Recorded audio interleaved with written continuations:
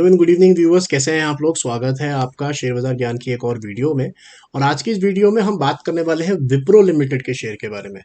Wipro limited 517.7 आज के session में 2.5% नीचे। और ये जो आज फॉल आया है, this is after a coverage of Kotak institutional equities, जिन्होंने इसको डाउनग्रेड किया है। सेल से हटा के रिड्यूस के अंदर में, सेल में डाला है रिड्यूस से हटा के। और उसके पीछे इन्होंने रीजनिंग दी है कि स्टॉक है महंगा। तो इस खबर के बारे में हम थोड़ा एनालाइज करेंगे कि क्यों उन्होंने ऐसा कहा है। क्या सही बात है कि ये वाकई में बहुत महंगा और कितना महंगा है, and what are the levels that Wipro will take its support from, उसके बारे में भी हम बात करेंगे। तो अगर आप लोग चैनल पे नए हो तो आप चैनल को प्लीज़ सब्सक्राइब कीजिए, ताकि रोज़ आने वाली जो वीडियोज़ हैं वो आपको लगातार मिलती रहे। तो देखिए, विप्रो के अंदर में मैंने भी 2-3 वीडियोस पिछली बनाई हैं, और I have been a big fan of Wipro at the levels of 380-400, right. Disclaimer मैं आपको ये देना चाहता हूँ कि मेरी खुद विप्रो के अंदर में इन्वेस्टमेंट है, और 350, 380, 400 पे बात अलग थी, 500, 550 पे बात अलग है। और उसके पीछे सिंपल लॉजिक ये है कि देखिए, आईटी सेक्टर को आपको समझना पड़ेगा। पूरा आईटी सेक्टर, जो टीसीएस है, इन्फोसिस है, टेक महिंद्रा है, विप्रो है, जितने भी ये कंपनीज हैं, ये पूरी की पूरी डिपेंड करती है बाहर की इकोनॉमीज पे। अभी हमने सुना कि यूके भी रिसेशन में गया है। अभी हमने सुना है कि एशिया में भी कुछ कंट्रीज है जो रिसेशन में जाएंगी। रिसेशन का मतलब ये है कि ग्रोथ नहीं हो रही उन कंट्रीज के अंदर में, राइट। तो इन कंपनीज का जिनका मुनाफा, रेवेन्यू बाहर के कंट्रीज पे डिपेंड करता है, ये सारी की सारी प्रॉब्लम्स में फंसी हुई पिछले 1-1.5 साल से। इसीलिए आईटी के अंदर में ये पूरा का पूरा आपको फॉल देखने को मिला 2021 से लेके 2023 तक, जहां पे विप्रो का शेयर 700 रुपए से 740 रुपए से नीचे की तरफ में 360, 350 तक भी गया, आधा भी हो गया शेयर, राइट।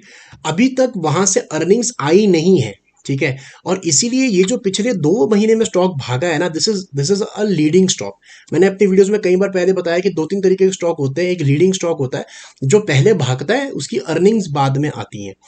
तो यहाँ पे बिल्कुल सही बात है कि ये स्टॉक महंगा है, बिकॉज अगर आप इसकी वैल्यूएशंस जाके देखोगे तो आज के डेट में ये 24 के पी मल्टीपल पे चलता है।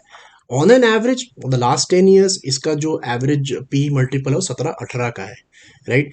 इसका अगर आप जो पीयर कंपैरिजन भी अगर आप करोगे ना, तो आपको समझ में एक बात आएगी कि देखिए, विप्रो सबसे बड़ी कंपनी नहीं है आईटी की। मैंने कल या परसों शायद टीसीएस का वीडियो डाला था, उसके अंदर भी टीसीएस 4000 के ऊपर जब गया तो मैंने बात करी थी। और जो यूबीएस है, उन्होंने अपना टारगेट अपग्रेड किया था टीसीएस में। उन्होंने कहा था कि आने वाले समय में मार्जिन इंप्रूवमेंट्स में टीसीएस लीड करेगा।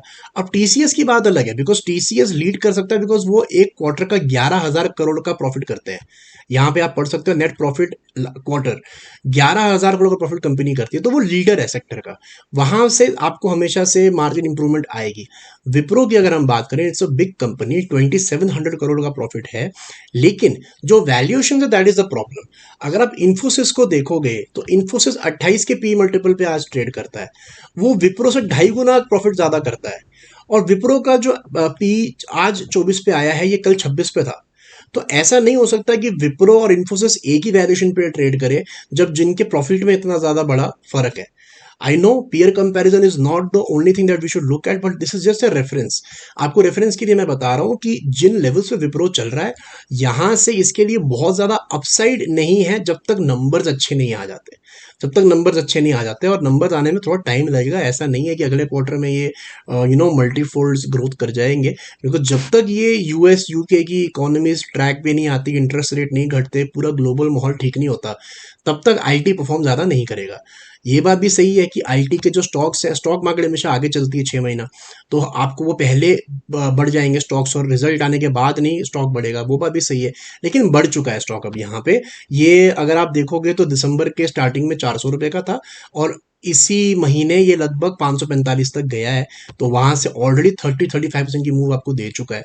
मेरा मानना ये है यहाँ पे कि विप्रो के अंदर बहुत नेगेटिव चीजें मैं नहीं मानता हूँ। मुझे बहुत अच्छा लगता है शेयर, और मुझे ऐसा लगता है कि 700, 750 भी ये जाएगा in the coming time. But यहाँ पे क्या होगा ना, अगर इस हफ्ते, अब हफ्ता खत्म होने में रह गए 2 दिन, अगर ये इस हफ्ते की वीकली चार्ट है, अगर ये इस हफ्ते रेड कैंडल में ही बंद होता है, और क्लोजिंग इसका जो है वो 517 के ऊपर में आता है, तो आप ये मान के चलिए कि इसका अपसाइड जो है फिलहाल के लिए वो कैप्ट हो जाएगा। 545, 546 के ऊपर में जो है अपसाइड इसका कैप्ट हो जाएगा। जो अच्छी चीज हुई है विप्रो के अंदर में in this entire rally in the last 2-3 months की, इसका जो बेस है ना वो भी शिफ्ट हुआ है। I don't see Wipro going below 460-465। ये जो इसने बेस बनाया है जनवरी के एंड में, मुझे 465 से नीचे का विप्रो नहीं लगता है। सो अगर फॉल आता भी है यहाँ से 7-8% का तो कोई बड़ी बात नहीं है, बट फर्स्ट आई थिंक बहुत बड़ा सपोर्ट आएगा विप्रो में 490-500 के करीब। और अगर बाई चांस 490-500 टूटता भी है तभी भी ये 460-465 के नीचे नहीं जाएगा, बिकॉज जो स्ट्रक्चर है चार्ट का वो हमारे को क्लियरली बता रहा है कि यहाँ पे बहुत अच्छा सपोर्ट है। So I don't think there is a lot of negativity in Wipro. मुझे नहीं लगता कि बहुत डाउन साइड है, लेकिन जब तक नंबर्स इंप्रूव नहीं होंगे बहुत अपसाइड भी नहीं आएगी इसके अंदर में, तो वो चीज़ का आपको ध्यान में रखना है। लॉन्ग टर्म के लिए सब कुछ सही है, सब कुछ बढ़िया है विप्रो के अंदर में, there is no problem in the long term, but in the short term you can see some correction. And जो आज गिरा है 2-2.5% ये अच्छा ही है, बिकॉज ज़्यादा इसके अंदर में जो है फ्रॉथ इकट्ठा नहीं होगा तो एकदम से बड़ा गिरावट नहीं आएगी। तो दोस्तों ये था मेरा आज का वीडियो विप्रो। आई होप आपको लॉजिक और लेवल्स और जो न्यूज़ थी वो समझ में आ गई।